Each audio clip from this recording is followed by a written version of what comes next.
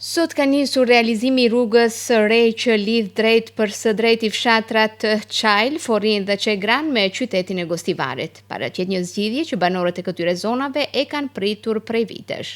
Rruga do të krijojë një lidhje të shpejtë dhe efikase, duke shmangur pritje të gjata në trafik që deri më tani shkaktoheshin për shkak të mungesës së një alternative të këtillë. Për të parë nga afër fillimin e punimeve, në vendngjarje doli dhe kryetari i komunës së Gostivarit, Valmon Limani, i cili deklaroi se nëse kushtet atmosferike do të jenë të favorshme, punimet pritet të përfundojnë për rreth 2 muaj. Ai paralajmëroi se rruga do të ketë edhe një fazë të dytë, e cila parashikon trotuare moderne për këmbësorët, shtigje të dedikuara për biçikleta dhe infrastrukturë të re që i përgjigjet nevojave të kohës.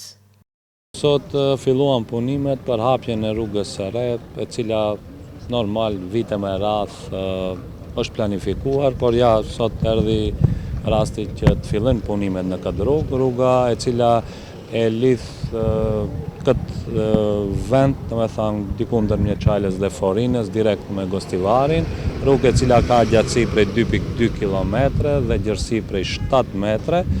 Kjo do ndodh në fazën e parë, ndërsa në fazën e dytë kemi biseduar që e njëjta të ketë gjerësi totale prej 12 metre, ku do të parashihen pastaj edhe shtigje për biçikleta edhe shtek për këmbësor trotuare.